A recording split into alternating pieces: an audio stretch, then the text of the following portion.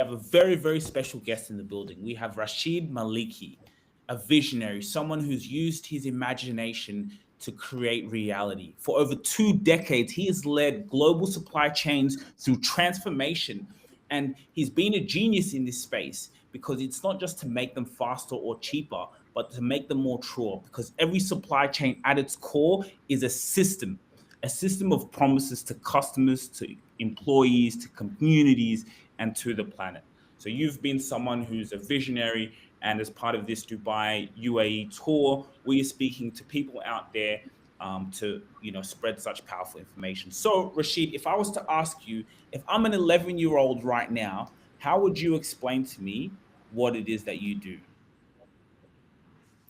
Well, first of all, Sugira, thank you so much for the invitation. I am humbled and honored being part of the guest list to this beautiful podcast.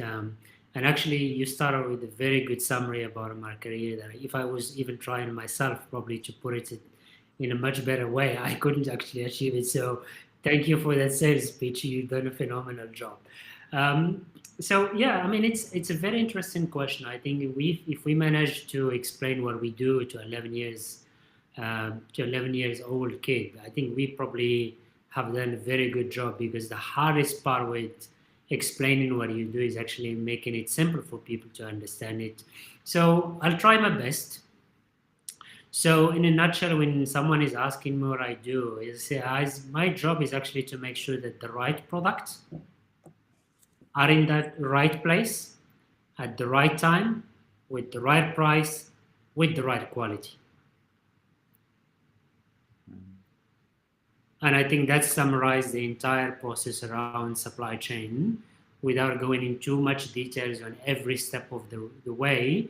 But if I think if I explain this way to 11 years old kid, that my job, like especially if he's in a supermarket and he's in the area of toys, and I'm saying my job is to make sure that the toys you're holding in your hand get delivered to the supermarket where you are in the right moment, which is basically for cases before Christmas, with the right price, with the right quality. I think I probably succeeded in explaining what supply chain means in a nutshell. Okay, so if you explain it that like that, that makes sense. So how does that happen? Because we deal with human beings. There's incompetence, mistakes happen. So how do exactly do you do that? Can you give us an example? Is it you come into a business, and what are the issues that they struggle with from getting this toy, to the shop? I think we took it from a holistic approach, and we give the process from the start to the end. But the reality, there is a lot more to the supply chain. So typically, when you think about the supply chain, and no, that's obviously depends on different organizations around the world. But the most advanced organizations are actually having their supply chain taking care of what I would call the entire back of the house. So typically, when you look to the structure of organization, you have what we call the front of the house, and that's everything around marketing, consumer facing, etc. And the back of the house is everything around operational.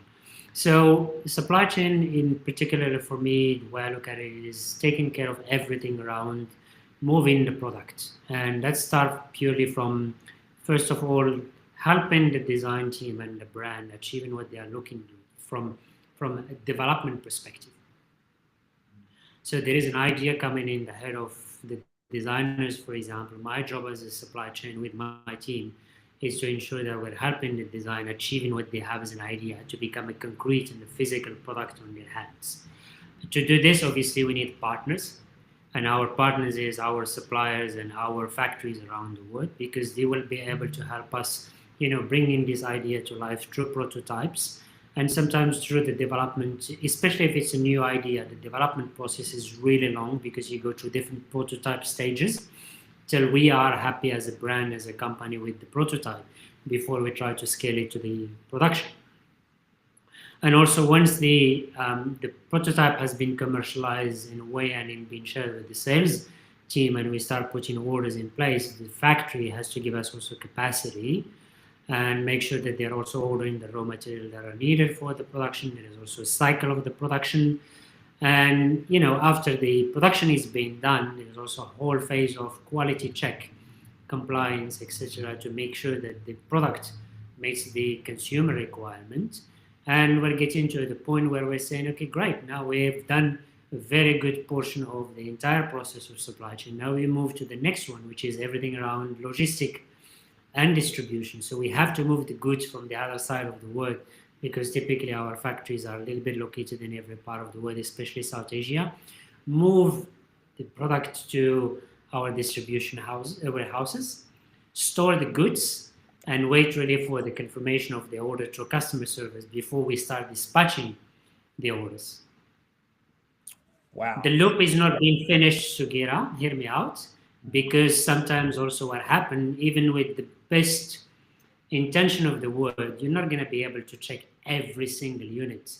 And sometimes also when you ship the goods to, whether it's a business or a final consumer, you still get some issues, meaning the return of the product, because either the quality was not up to the level, and that's unfortunately happened. But also sometimes, and that's also very important from closing the loops, because for me, from a supply chain perspective, it doesn't start only from a product development side of it, but also finishes at the consumer feedback or the business feedback to us based on the products we delivered, because that's what will help us to correct the course of action. And I'll give an example here. So, in my entire career, I've been in the fashion business for 27 years. I had the luxury to work with really big brands around the world. And, when you send the final product to the consumer, sometimes you get a lot of feedback regarding, and that's also the importance of having a proper form of getting the feedback, because it will help you as well, taking the feedback of the customers and implementing it to the next batch of product development or the next batch of production. So if consumers are giving us feedback on the sizes, for example, it says it fits small compared to what they've been usually ordering from us as a brand, there's for me a red flag that we have to sit down again with the design team and review really our measurement. Did we change anything from the previous spec? Is the fabric reacting differently? So I don't take the return as actually a bad way. I take it more as a really, really huge source, a gold mine of information that will help us as a company and as a brand, usually to rectify everything before we go again to the next one. So like, just go ahead. Sorry. To intervene you there, there's something that you just said that I wanted to stop by. You said, for example, the example of being a gold mine. And I noticed, whenever you go across your website or your branding into who you are, I frequently see those colors of gold and, the infinity prime, which is quite powerful, really in the rules of supply chain strategy. And you talk about excellence, that brands don't gamble with excellence. Can you tell me how you got to this stage and what was your thinking behind the intention to create it like your company, the way you've done it? I think it's a very good question there, Sugira, and I'm really glad that you actually noticed the colors and the palette color that was used in my branding and my website particularly. So to answer your question, what is, I was, after 27 years in being in supply chain all over the world, in different countries, different locations, but also different companies, you find actually that the pattern is always the same. And, funny enough, most of the time, I would say there is two departments in organization that actually want to be in charge of. Number one is supply chain, and the second one is IT department. Because if everything is perfect within the organization, it's not supply chain or IT taking the credit. It's most of the time the sales and the marketing taking the credit. But if things goes wrong, is either supply chain is not delivering, or if supply chain is delivering, most of the organization tell you we don't have the system to support the business, wrong or right. So I found that pattern very common in organization, and it's also depends on the size of the companies. When usually and typically companies, as you might appreciate, are on the startup level, the argument there is we are very small to worry about supply chain. The issue is that when you don't fix the foundation from day one, and I would like always to use the sentence go into the basics. If you don't fix your basics up front, when you scale up, you're actually scaling the problem in the same way. So one of the most important things to the brands in general that actually makes a brand successful versus another one is their ability to keep their promises. You Mm. know, when you go to whether it is a mission statement, whether it is the value for each brand, there's a certain element of promises that they are delivering and they promise to deliver.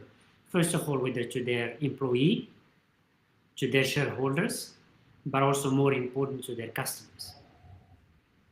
And supply chain for me is has an important role to play as a part of backbones of the organization to help actually those leaders, those CEOs, those company owners to ensure that whatever commitment, whatever promises they have officially, because it's a public statement. You're putting it on your website. You're putting it as a part of your values of your company. You're putting it as your mission.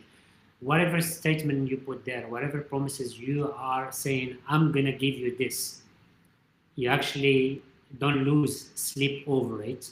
Supply chain will help you to deliver it. And a simple example, Sugira, there when when a customer goes online and order a product, when they receive the product on time, when they received it with the right quality, the right packaging, everything is looked after from a sustainability point of view. Everything, you tick all the boxes. This customer is actually a very happy customer, and at that moment we wouldn't be thinking about supply chain because purely here is the brand taking the lead in terms of the success of the transaction. I would put the other way around. Let's assume the worst case scenario that I wouldn't wish to any brand. I'm a customer. I placed the same order. I was expecting the goods to be delivered to me this morning. Guess what? The goods has been delayed for 2 days. When I get the parcel, the packaging was actually in a terrible shape. It was damaged, everything. So now we start now talking about supply chain. So supply chain fail actually to deliver and help the brand keeping their promises. So that's what I'm coming saying. I'm here actually to support you and make sure that you actually deliver every single promise you put to your customers, your people, and your shareholders. Mm. I think I'm so happy I'm having this conversation with you. And I just want to start it off with a quick story. So I was in America and my uncle was there. He had back issues, right? So he kept complaining about his back. So, the next day, it was Saturday, he was complaining about his back. Sunday, boom, I walk in his room and he has like a massage thing. And then I said to him, "Did you order this?" He said, "Yeah, I ordered it from Amazon." I said, "On a Saturday, they delivered on a Sunday the next day." He said, "Yeah." And you could see he was happy. He got his product. And then I walked away. I never thought of the supply chain I just thought, wow, Amazon. I said, that's why they're $1 billion company. I thought, because I was thinking, imagine in my business, how could we have a service that someone orders on a Saturday, the next day they're delivered? People want things fast.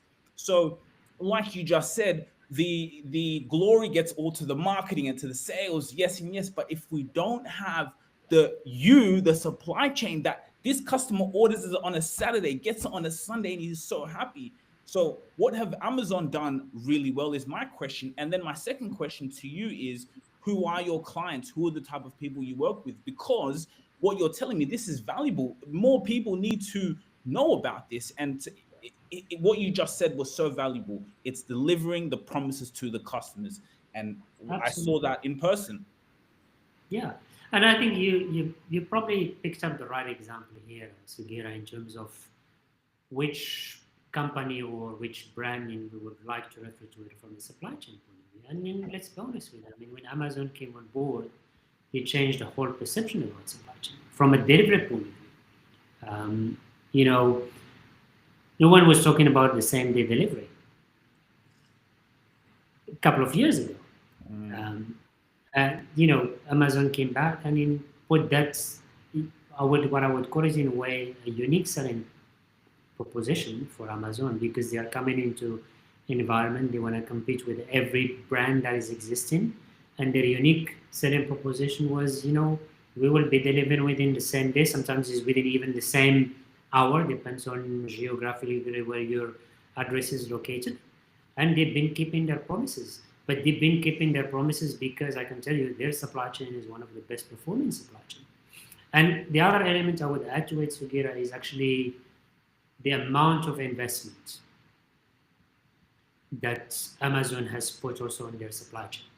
When you look to their warehousing systems, for example, what we call in our language WMS, which is warehouse management system, the majority of the warehouses of Amazon are fully automated with robots and everything. So they are trying, in a way, back to your point, and you mentioned it earlier in the conversation, because supply chain is also how to minimize the human error in a way, and that's what also Amazon did extremely well, because the investment. Unfortunately, when you Amazon companies, other companies, given how the importance of the spend and the capex in general, most of the time supply chain don't get any capex until it's a little bit too late, because again the majority of the budgets will go to promotion, will go to marketing, will go to consumer facing. The companies that actually now are the best performing companies are the companies that understood the importance of also allocating budget for supply chain to make sure that they are also up to date in terms of technology, in terms of systems, in terms of etc. Because you have, as you said, that's the most important. Why everyone, the first thing that comes in their mind again, and that's how you build a reputation as the brand. If I want to order something very quickly, I can tell you the first brand that would come into my mind would be Amazon. As simple as it is. So to answer your questions, the second question, who are the people that I'm dealing with? I'm dealing basically with what we call medium-sized companies that's actually looking for someone that combines not only the expertise in theory, because I'm not only coming and giving them a full report of 40 or 60 pages and say, here we go, you go and then implement it. I'm also the guy hands-on because I've done it, I've seen it, and I'm here to support them. And also more important, I think, Sugira, what we should never forget is actually the importance of having the buy-in of the local teams. When I'm getting to a company, you need to make sure that you're also taking the team with you in the entire journey, because if you have the buy-in from the team, your mission and your job to help this organization having a resilient supply chain and sustainable supply chain is a lot more easier. If you don't get the buy-in from the organization and the team, they always develop what I would call the antibodies, because they're considering you as a virus, and the first thing they will be trying to do is defending and protecting what they call our ways of working and the way we've done things in the past. But you have to spend a lot of time actually in terms of what I would call the change management, because that's the part that is extremely hard around organizations, especially traditional and family business organizations.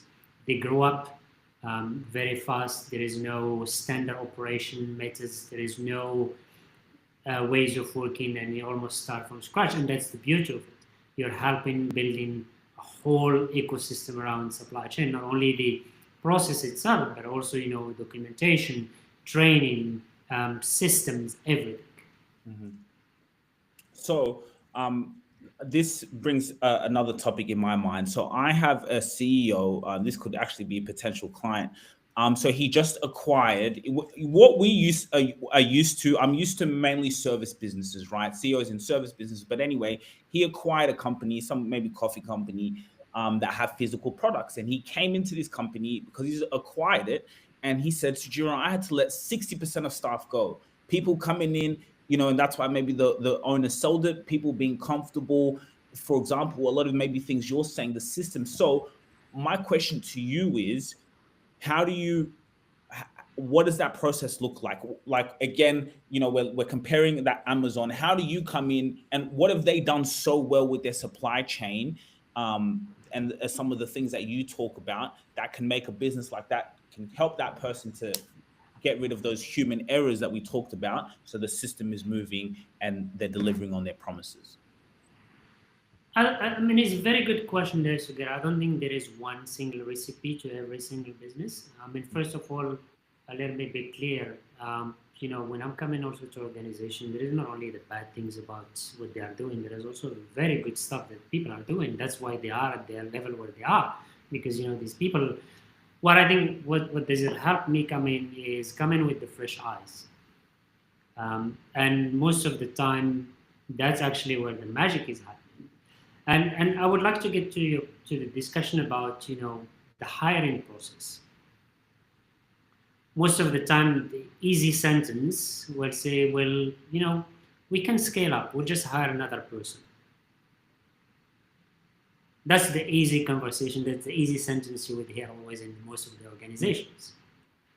But again, you're scaling up with the same problem because you're not going back to the basics and fixing the basics.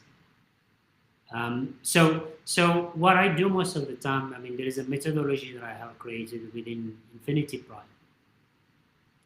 The idea is really to use a couple of A's, what I call the A's, and then let's start with assess. So most of the time, there is a set of questions that I sit down with the team, and we go through a lot of questions to understand really first what is the health of their supply chain. We touch a little bit around starting with the product development capability. We touch a little bit around sourcing. Where is the goods coming from? We look to, are they heavily dependent on one supplier, one country? But also more important as well, before even deep diving into those questions, Sugira, is understanding actually from a CEO himself, what is the vision that he wants for his company? Because me coming, I need to align with the vision of the company. If we don't have any alignment from a supply chain point of view with the vision of the company and the vision of the brand, am I driving the boat towards the north, but the company is driving the business towards the south, then we will never be able to find a match. So my first job is, and that's actually probably the critical element in most of the businesses, is actually the alignment within the organization. As far as there is a vision, there is a strategy, and we believe that the strategy will hold, the rest will take care of itself. So really having first that alignment with the CEO and especially the leadership team, that's the most important. Once we get that alignment from the vision and the strategy, then we can dive in with the teams and understand actually what are the pain points. And trust me, Sugira, from my experience, actually the answers are not coming necessarily from me. They are coming actually from the people within the organization. But most of the time what happened is actually we don't listen to the pain point of the teams. And we think because we're going to bring another system is going to make life easier. But yes, we can bring another system. But again, we haven't fixed the fundamental, which is the data accuracy. The data information, because a system A or a system B or a system C is a calculator. If you put 2 plus 2, you're going to get 4. If you're expecting 6, it's just not going to happen. So I always say, let's go back to the basics. And there are certain rules that you need to respect in the basics. Let's fix the fundamentals. And the fundamentals start first with the operational excellence. What are we trying to achieve? Do we have any KPI, etc., etc.? And we start working, one by one. They are all obviously, that's why we call it supply chain, because they're all intertwined. But the reality, you need to fix one. Once we're happy with this first one, we move to the next one. We need to move to the etc. Till we get it. And there is a roadmap. There is a roadmap, absolutely, that we share with the leaders and in the CEO of the organization to get first their approval, but also get the approval of the organization, because I need also champions to help me implementing everything we do. These are actually the ambassadors that will believe on what you're trying to achieve within their organization as a consultant that is coming to help them. And these are the guys that are going to help you implement it across the rest of the organization. Powerful. And one of the reasons we also selected you to come in, and again, was just to give a lot of value as part of the tour in UAE. Is that where you're based? Because I do know, obviously, when people do come on your website at Infinity Prime, they can see that you offer global consultancy services to businesses across industries, Europe, Asia, and Africa. When we spoke first time, oh, you're in Australia. I was shocked. I thought, you're in Dubai, which is great. We'll meet in Australia one day. But yeah, so where are you? Where do you spend most of your time? So I think probably I use a sentence that I read in one of the books in one of the organization. The limit is the sky, Sugira. And for me, is a mindset. Now, today you can do a lot of good work without necessarily being, from a supply chain, I always believe on being physically on site, especially when you're going to be dealing with advanced manufacturing or warehousing. You have to understand certain elements, so it requires being physically on the site. But there is a lot of things you can do remotely. So, but to answer your question specifically, my company Infinity Prime is definitely located in the UAE. But again, given my international background and also what I would call the barrier language, given the fact that, at the young age, I was immersed in culture that, value languages and value speaking many languages. So, I'd like to think that my English is good enough. I speak a few other languages like Arabic, French fluently. They are my mother tongues, and in get a very good understanding of German as a fourth language. So really, as I mentioned, for me, the sky is the limit. And again, with the connectivity, especially, and the reason why I also picked up the UAE and particularly Dubai is because of the connectivity of the Emirates across the globe. Because if you take a 4 hours radius flight from Dubai, you're literally reaching 31% of the population. If you extend it to 8 hours, you're almost at 80%, reaching out 80% of the population. I love Australia, but unfortunately, Australia is far away from everything. So that global reach was, in a way, kind of a limitation being in Australia. That's also the reason why we decided, my wife and I, to go to the UAE and settle in our new home, Dubai. My wife and I, so would joke about it. We'd say this is now our number 9 container movement around the globe. Wow. And why do you say number 9? Because we lived in so many countries. So originally from Morocco, we had the luxury to live in Belgium for 10 years. We went to South Africa. We went to Singapore. We lived in city close to Casablanca. We lived in South Australia. We went to Singapore. We came back. We lived in Melbourne, and now we're in Dubai. So a couple of moves, couple of destination. But again, I'm grateful for that international culture. I have a lot of connections around the world. I have few friends in different places, and that's what makes the beauty of this job that we're doing, is that international aspect, and I love it. I've been always, as a kid growing up in a small town in Morocco, always dreaming about what is happening on the other side of the world. It's a small town, as we keep saying, joking about it, it has only one school and one grocery shop in the entire town. And I was always dreaming to see what happened on the other side of the world. And as we said, be careful what you wish for. Since the age of probably 19, I haven't stopped traveling. And I also lucky to have 3 different passports that allows easy travel. You don't have to worry too much about visa and borders procedures. So that's another advantage.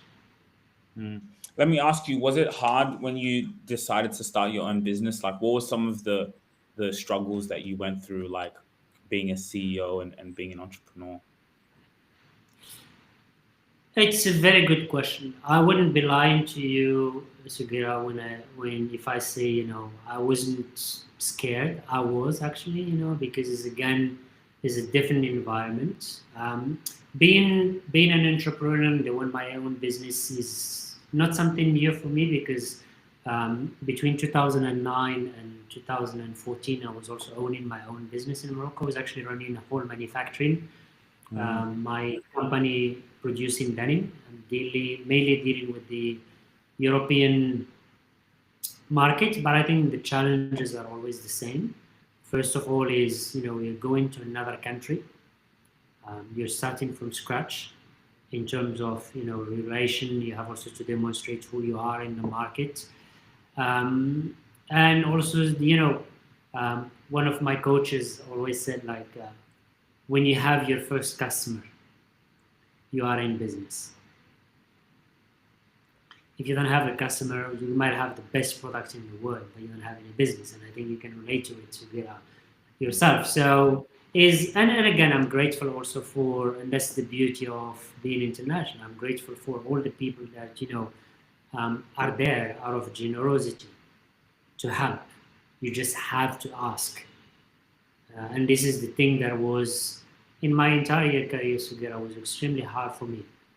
Growing in a tough environment is asking for help.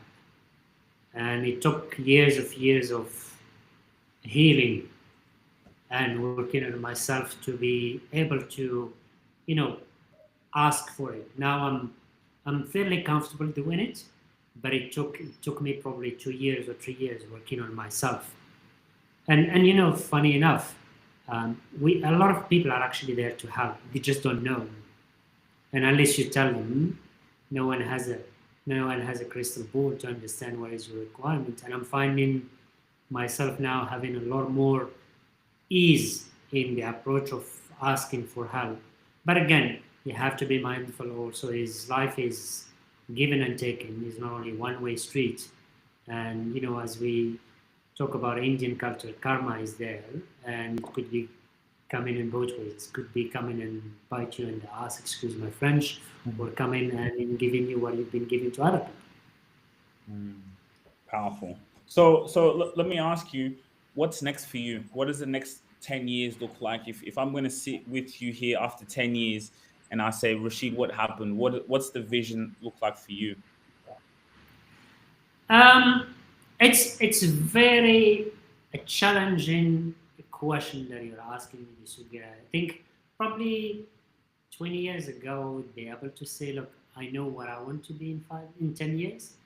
Now, given the changes that is happening around the world, I think even from a supply chain perspective, um, if you even go more than 2 years or 3 years vision and strategy, it becomes extremely hard to achieve. And look, as an example, what artificial intelligence has done to the world. And we have to make sure that we are fully updated with everything that is happening because that's part of our job.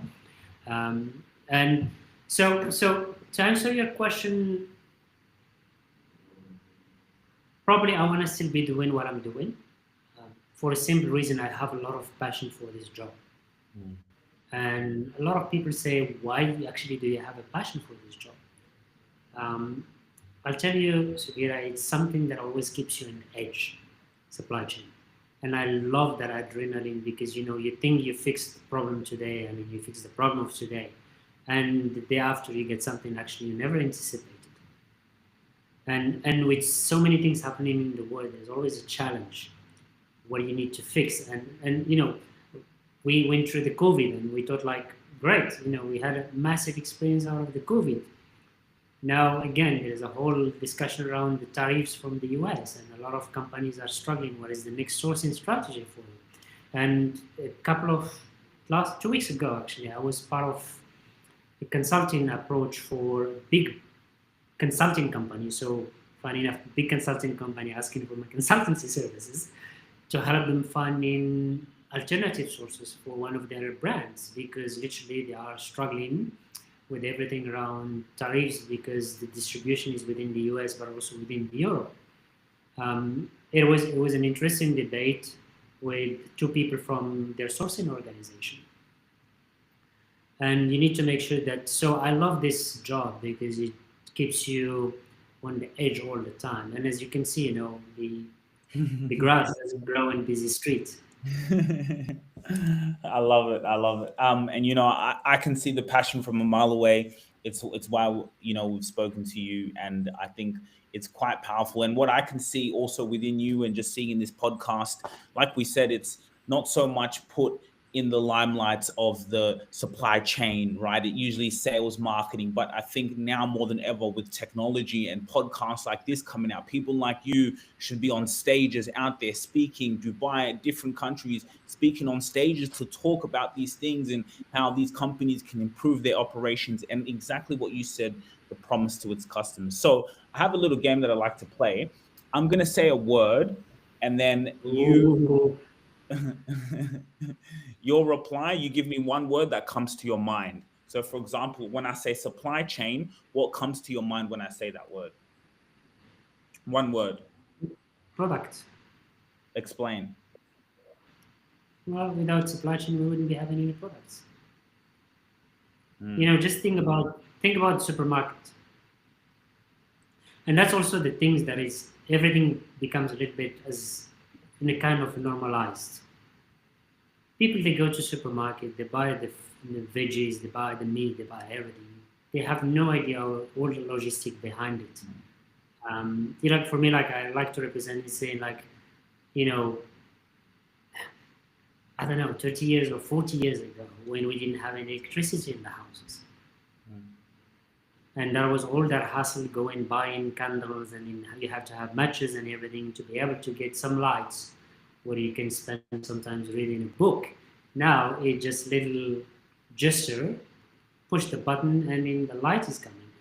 Now you don't even have to push the button. You just have to use your voice and say, Alexa, can you switch the light for me? And then everything comes in. And so that's when you said supply chain for me is a product. Product. Customer. Loyalty. Ooh, explain. It's, I refer to it from a marketing principle. Usually what we see in the marketing, Sugira, a customer that is extremely happy will be probably able to influence one or two people. One customer that is a little bit, unfortunately, whatever circumstance is, but he's not happy with whatever part of the company, whether it is customer service level, whether it is the product itself, whether it is the packaging, will be probably able to influence 10 people not to buy from that particular brand. And when you talk about the customer today within the organization, that's actually the most valuable asset for the company. And we forgot about it. For me, I always say companies or employees, if you have really good culture within the company, there's only two elements that you have to worry about. It is your branding and your customers. The rest is all internal issues and all internal noises, but what matters is actually your brand and your customers, as simple as it is. So the more loyalty you get from your customers, the better you're going to be more different than the others, because that's what makes a difference between, having, and you can see it also even from social media side of it. Even though it's not loyalty there, but the number of followers makes a difference between influencers. Someone who's got a 25 million followers will probably have higher probability of earning more money, put it that way, versus someone who's got 200 followers, even though the product is, or what this person is offering is probably much better, but what makes a difference is the number of customers you have. So for me, it's very important you gain the loyalty of your customers. What do you do in a situation if you have, let's say, 10 very happy customers and maybe 3 not so happy customers? Sometimes those not so happy customers maybe communication, things like that. How does a company like it's going to happen. You're going to lose customers, right, as a business. So how do the ones who are passionate about serving their customers deal with those situations? I think for me, it's a very good question. I'm not sure there is a remedy itself to it, but I think every customer, and I'm talking not even as a supply chain head, but I'm talking as a customer myself, I would probably appreciate the extra miles that the company will do. Yes, things might happen. And the first thing that I would expect from a company, it's not even admitting the issue. It's just reaching out, saying, "Look, we acknowledge the problems. We were supposed to get you this delivered, and everyone understands there is a lot of operation, there is logistic, there might be a strike in transport, whatever it is, but don't ignore the customer." I think the most important is being first of all being able to raise hands, saying yes, we acknowledge the issue, we're working in it, and this is what we're doing as a company to avoid not happening and not happening in the future. But also, this is what we're doing for you as a customer. We understand. Can we replace you the product? Can we do this? Can we do this for you? Can we give you a discount? Whatever action you want to take from a company point of view, but don't ignore the customers and hope for the best. It's just purely not going to happen. So I think that's probably the difference between, and that's also where, for me, also customer service is a very important function within the organizations. If you have a very good customer service, again, that understand the importance of customers, you will achieve a lot of good results. You might not be able to get back the 3 customers, but trust me, you will be at least able to get back 1 or 2. I love it. I love it. I love it so much. CEO.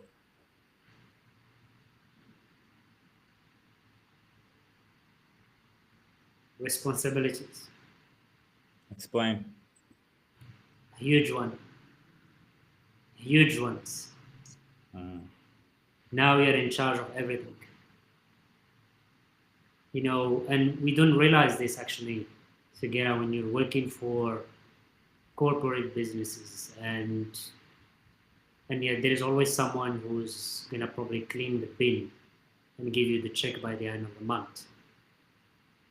When you are the CEO of the company, you're actually becoming that person who's going to be cleaning the bins for a lot of people and giving the check by the end of the month. And also, more important, the people that are heavily depending on you, you also have families depending on them as well. So the numbers of people that you have to worry about becomes almost amplified.